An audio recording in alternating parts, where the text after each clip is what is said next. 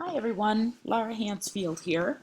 I am making this screencast in order to support teacher candidates in thinking about academic language functions, demands, and supports, and what these are and how to weave them into their literacy instructional plans. This sort of thing can be helpful not only for supporting your students to meet high academic standards. It's also going to be an expectation, for what it's worth, on EdTPA and how you are also being evaluated in supporting student learning in your student teaching. So what I'm going to be doing is going over several key elements of academic language, and then I'm going to be showing you what these look like in an instructional plan. So let's get started. So what is academic language? Academic language generally refers to the oral and written language that's used for academic purposes rather than everyday and social communication. Now, this has actually been a term and an understanding of academic language that has been questioned or criticized in some areas of educational research.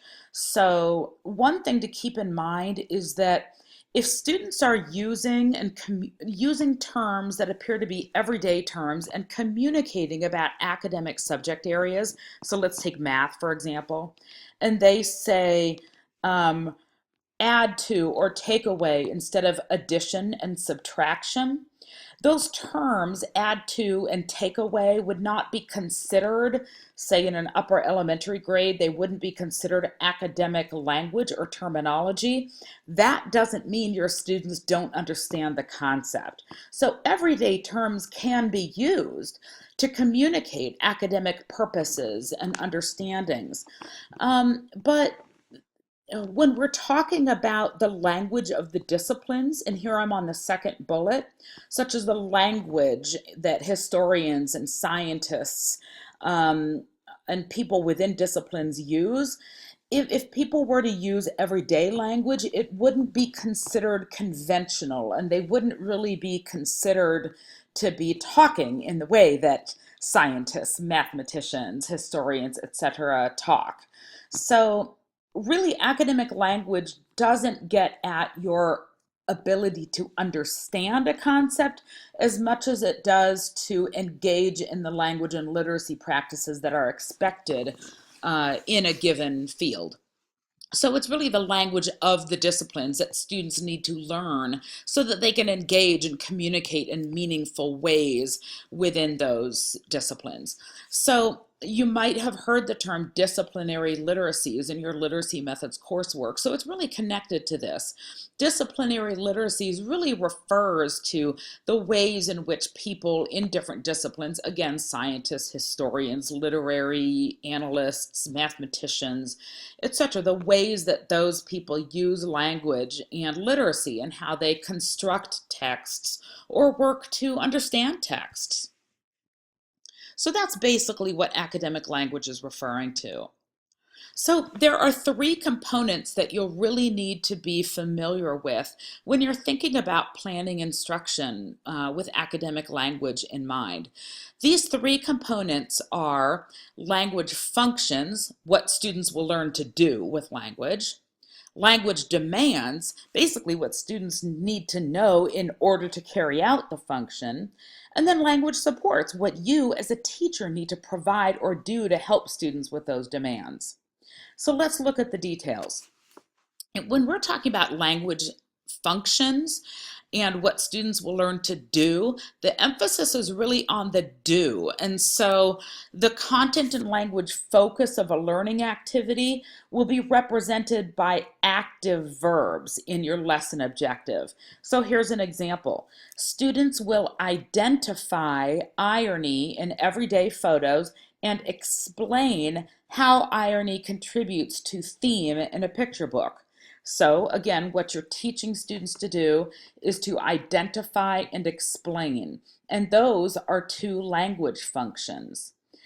What that means is when you're writing a lesson plan, the academic language functions should match up pretty neatly with your lesson objective or purpose.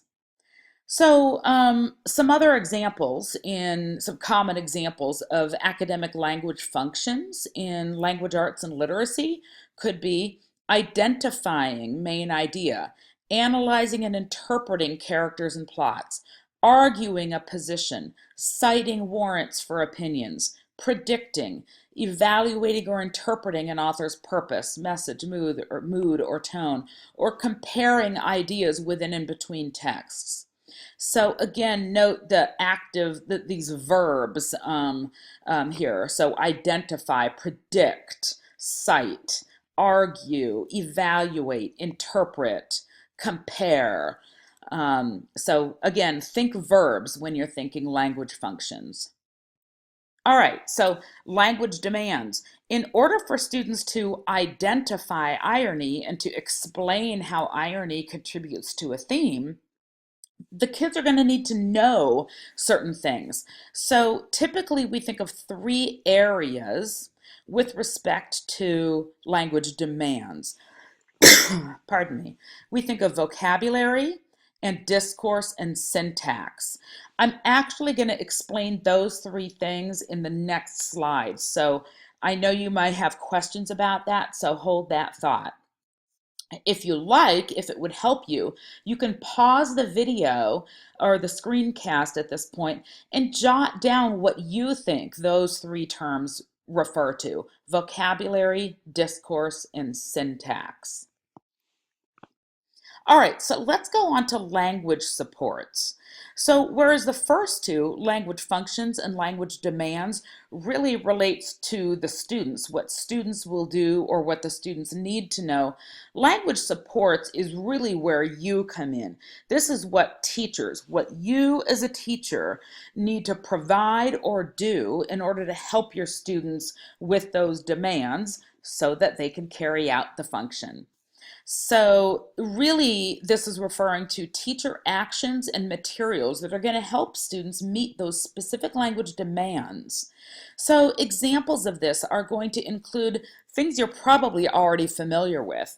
Modeling. I'd like to say that several times. Modeling, modeling, modeling. And when in doubt, model a little bit more. Other supports include things like sentence frames, and I'm gonna show you in an example later on in this presentation what a sentence frame might look like. Repetition of key vocabulary throughout your lesson. Um, we really need to be exposed to new words multiple times, 8 to 10 times in a lesson before it really starts to sound more familiar. So repetition of key vocabulary in a lesson can be really helpful. Other kinds of supports might include visuals or even film, little video clips, YouTube videos, or other multimodal materials like movement. So you might show a little video of something prior to reading a text to help your students visualize what it's going to look like and help them understand something before they start to do it. Sometimes you might, when you're teaching some new vocabulary, you might teach students to act out a word, or you might demonstrate through gesture and actions a particular word. So, for example, a phrase such as slogging through the mud, you might actually get up and show them what that might look like. Um, Other kinds of materials that can really provide academic language supports are high quality children's text, children's literature, particularly culturally relevant children's texts, and also popular culture texts, media that are going to help students make a connection between what they already know and the academic vocabulary terms or ways of using language that you want them to learn and adopt. All right, on the next slide, we will delve more specifically into the three types of language demands: vocabulary, discourse, and syntax. All right, I've animated the slide here. Sorry about that. All right, here we go. Academic language demands. We have three, as I said: vocabulary, discourse, and syntax. And perhaps you've already written a little bit in your notes about what you think these mean. Vocabulary is not really a difficult concept. It's something we use all the time, and it's an absolutely essential part of academic language. It's particularly important for students who may be in your class who speak English as an additional language. In other words, emergent bilingual children. Um, and so it can be really helpful to provide academic vocabulary supports for your students. So when we're talking about vocabulary, we're talking about words and phrases that are used in particular disciplines. This includes terms within these specific content areas, and terms that may have different meanings in a content area and in everyday life. So you can think about the example here on the slide. In math, you may refer to a data table.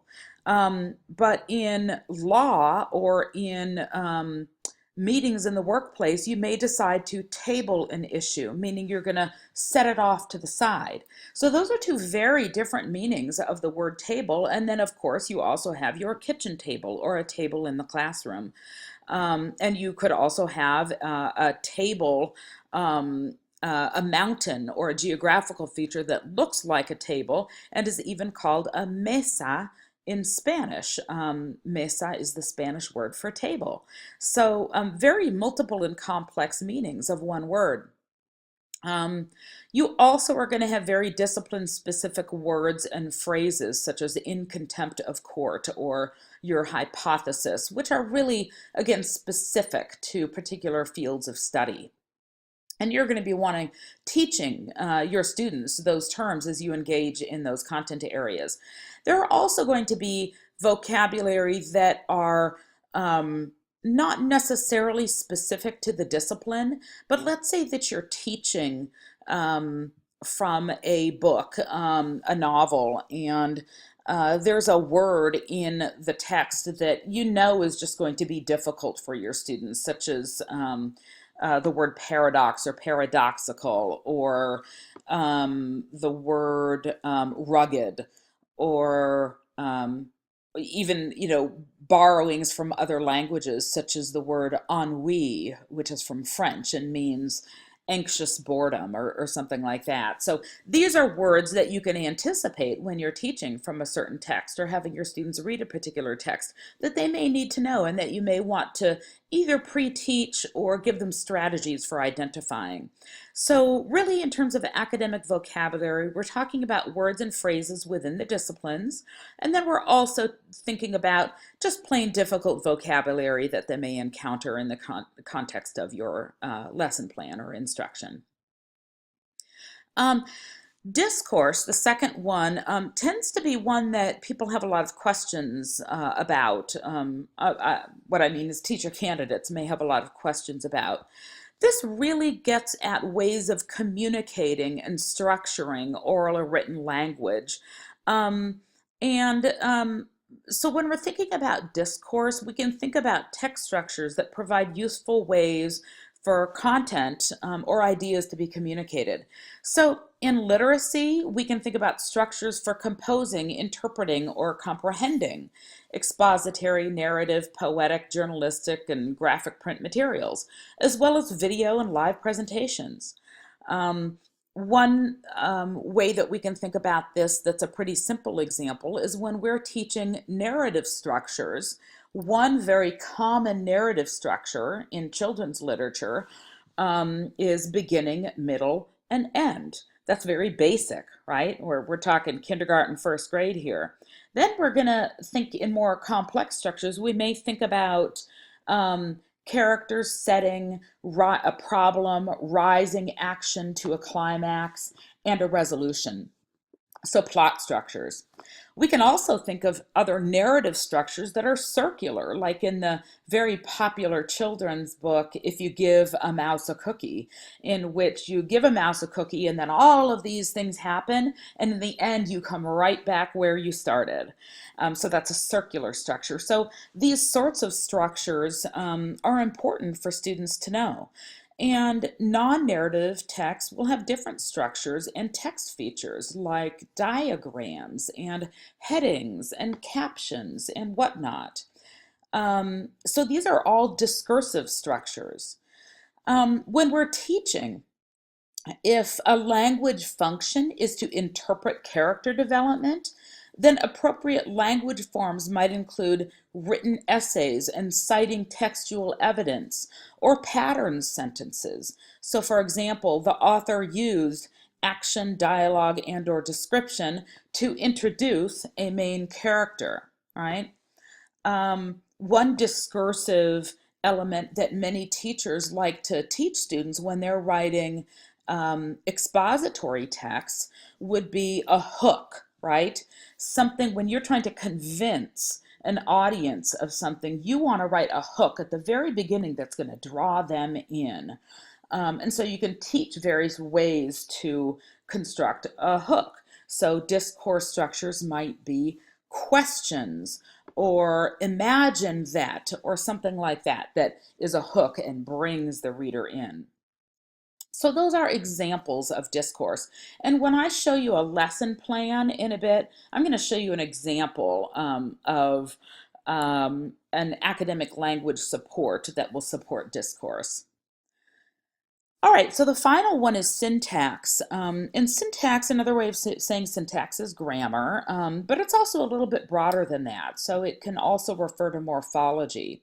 So really when we're talking about syntax with regard to academic language demands, we're talking about a set of conventions for organizing symbols, words, and phrases together into different kinds of structures like sentences or equations.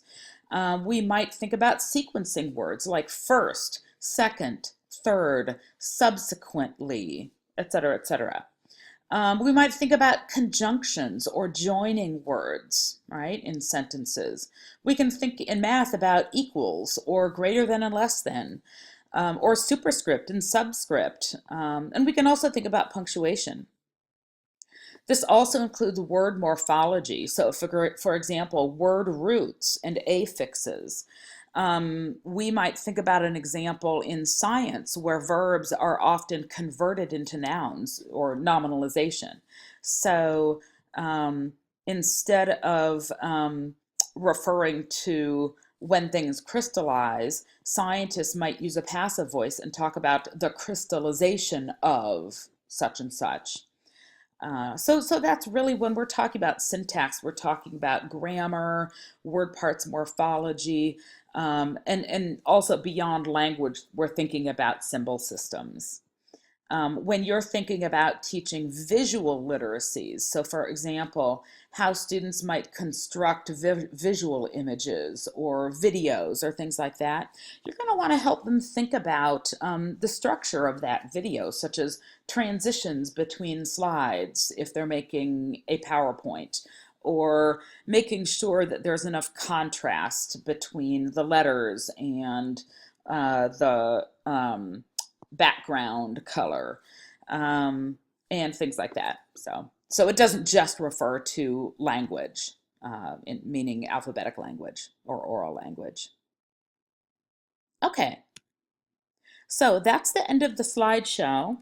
And what I'm going to do is move to a Word document here, in which you should be able to see portions of a lesson plan. And I'm zooming it in here so that you can see just a little bit better. Don't pay too much attention to the right-hand side of this plan. That's where, in a particular lesson plan template here, I have sort of ongoing assessment. What I'd really like you to focus on here are the introductory components of the lesson, and when we get further down, the procedures, which are in this left-hand column. So actually, I'm going to zoom out a little bit more here so you can see everything. Okay, so this is a lesson plan that I created a few years ago and co-taught with a fifth grade teacher. And this lesson plan, the purpose of it is to teach students about irony. Um, so what I'm going to do here is I'm going to walk through elements of this lesson plan. And again, this template may look different from other lesson templates you use, and that's okay. What I really want to do is just highlight within certain components how academic language is included. Everything from the functions to the demands to the supports. So there, in the lesson plan templates I ask my teacher candidates to use, I want to see this in a few places. I have a very specific section for them to articulate functions, demands, and supports. But I also want to see these things throughout the lesson. So let's take a look right here in this section. In this plan, when I'm thinking about academic language, I want my students to do two things with academic language. I want them to identify irony, and I want them to explain how irony contributes to theme. So you can see that I've got my active verbs right here. Now, when I'm thinking about the demands or what my students are going to need to know in order to carry out these functions, I'm thinking primarily about vocabulary and discourse. And here's why. The word irony is probably, well, it may not be part of their everyday vocabulary. Actually, when I taught this, I learned that the word ironic was part of their everyday vocabulary, but that they didn't really have a good understanding of what it meant. And they weren't really using the word irony. So I really wanted to focus on those two words as academic vocabulary that I wanted them to be able to use and to become more comfortable with. I thought about discourse because when I'm thinking about how they're going to be explaining something, that's going to require them to be able to say something like, this is ironic because, right? So when we think about explaining, we're giving details and reasons. And I want to make sure that they have the tools to do that. And so I'm going to, as you'll see later on, I'm going to be giving them a sentence frame that they can use to do that. All right, so we've talked about functions, identify and explain, and demands, vocabulary, and discourse. I need to provide them some supports. I can't just expect that they're going to do that without me doing anything. And so really academic language supports comes down to the core of good teaching. Anytime your instructors have in your teacher education courses and methods courses have told you that you need to model or you need to offer graphical organizers or you need to repeat terms or provide anchor charts. This is what they're talking about. They're talking about academic language supports. So you can see I've highlighted several things in this lesson. So in order to help my students meet the demand so that they can identify irony and explain how it contributes to theme, I am going to be showing visual images to illustrate irony. I thought that by showing visual images, that would make the content more accessible rather than just me talking about it. So I'm going to show visual images. So for example, I'm going to show a picture of a pickup truck with flames decorating the side. You know, it's been painted. It's like a lowrider truck and it's all flamey on the side. And then actually the pickup truck is also on fire. Well, isn't that ironic, right? So that's the kind of thing I'll show. I'm also going to use language modeling and repetition. So I'm going to use the terms irony and ironic a lot. And when students are talking and I'm asking them for their ideas, I'm then going to be paraphrasing their talk and recasting their language so that their language is then rephrased using academic structures or discourse and vocabulary. So a student might say, well, that's really funny or that's weird, right, about the truck. And I'm going to say, well, yeah, it's funny in part because it's ironic. So I will then rephrase. I'll also provide a T-chart, which I'll show you below, or I won't show you, but you can see it written into the plan. And then and then language modeling. I guess I already said that. That's repetitive there. Sorry. And I'm going to use a sentence frame. I'm going to give them a sentence frame so that they have something they can use as they're explaining. And I'll show you that in a bit too. So let's see how this academic language shows up throughout the plan. As I scroll through the plan, I want you looking for this the highlighted and bolded text. Okay, so I'm gonna scooch on up to the beginning here. So in the purpose of the lesson, you might write this as a lesson objective, such as a result of this lesson, students will identify irony in everyday photos and explain how irony contributes to theme in a picture book. Note that that's almost an exact match to my academic language functions down here at the bottom. Okay. Now, I just noticed something that I should have bolded and highlighted, and I didn't do it. So I'm going to do it right now. I'm going to highlight this and bold it. And I'm also going to highlight and bold The Big Box by Toni Morrison with multiple copies, because this is a piece of high quality, culturally relevant children's literature that that I'm using, that I think is going to serve as a very good support. The illustrations in this book are wonderful, and I think students are going to be able to connect to it well, and that's going to support their understanding of irony. I'm going to use a slideshow, which includes, as I explained, a picture of a truck with flames on it, and then the truck's on fire, and there are other examples of irony in that. So that's really where academic language is showing up above in the top part of my lesson plan. I'm now going to jump down below to the procedures in this lesson plan. Again, pay no mind to what's on the right side here. I'm actually going to zoom in so that goes away. That's really the ongoing assessment portion of my lesson plan template.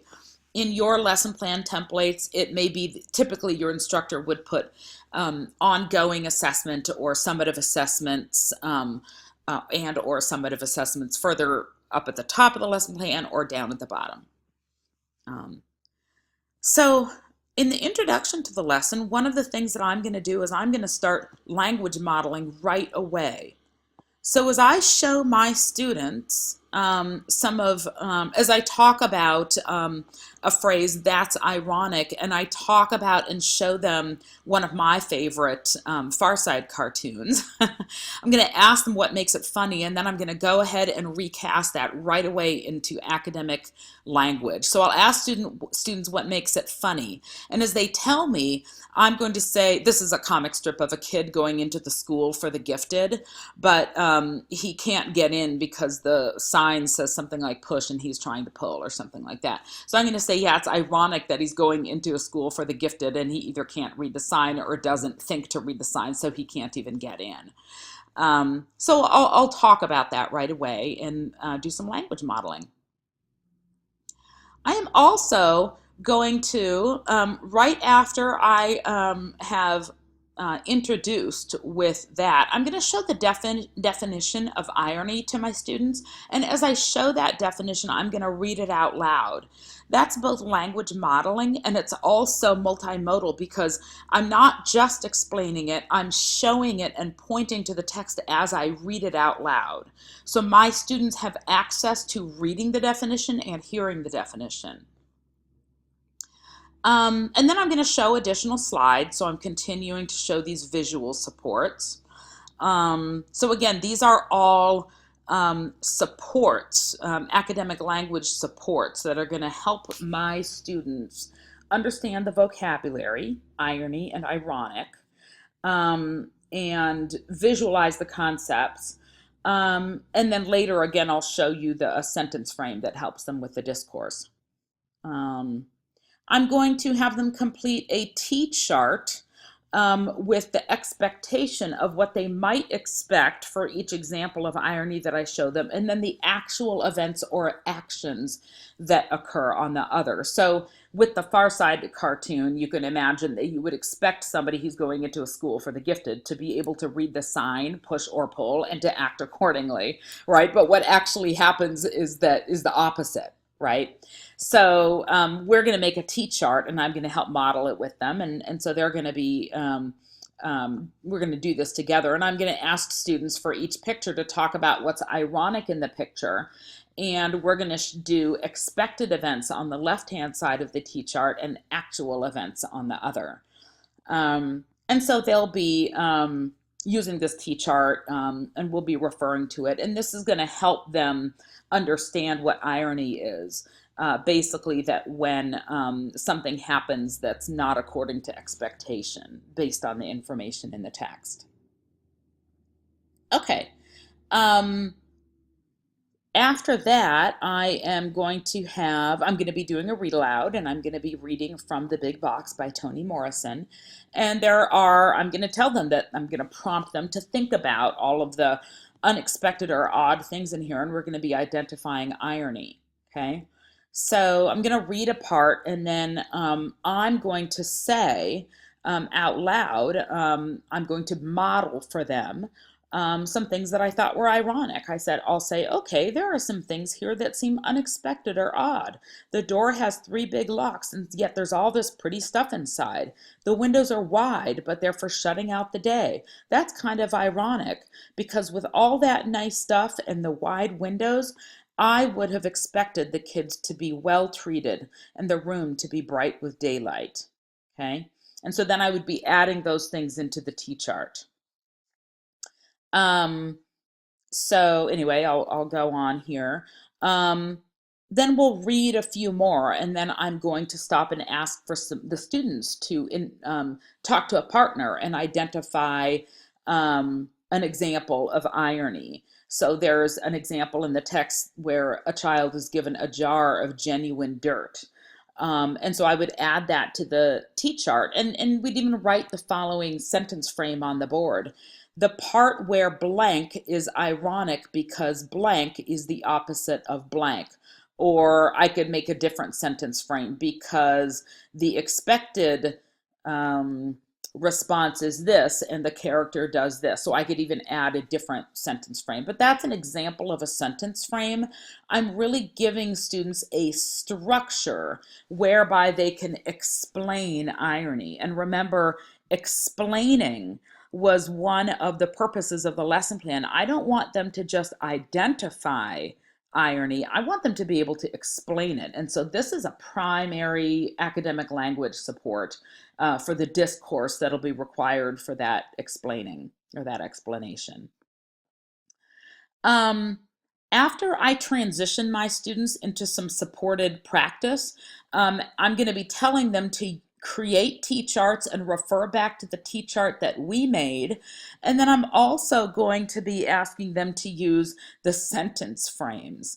So that when we come back at the end of the lesson to a debrief or closure, I'm going to ask the students to share some examples of irony that they found in the text when they went off with their partners. And I'll ask them to refer to their own T-charts, and then if needed, they can use their sentence frames to explain, right? And then what I'll probably do at the end of the lesson is I would then restate the meaning of irony, and I would refer back to their examples, and I would use key terms, also referring back to the sentence frame. So I'm sort of reinforcing some of the demands that they had to be able to use in order to meet the function. So just to rehash here, when you write about academic language in your plan, you want to write about it pretty explicitly. I also recommend, as you are going over your plan, that you double check that the purpose of your lesson coincides, as well as the materials, that those things coincide with your academic language functions, demands, and supports. And also, I recommend being very clear, maybe bolding or highlighting in your lesson plan exactly where you are providing supports to your students. That's going to ensure, it's almost like a check on your teaching. It's going to ensure that um, that you are actually teaching and not just explaining. It's going to ensure that you're showing students not just what they need to do, but how they need to do it. Um, so, so yeah, so that's it. So I hope that this was helpful for you. Feel free to distribute this screencast and pass it along to others. Thank you very much. You can reach me at lhandsf at ilstu.edu if you would like more information about this screencast. Thanks again. Bye-bye.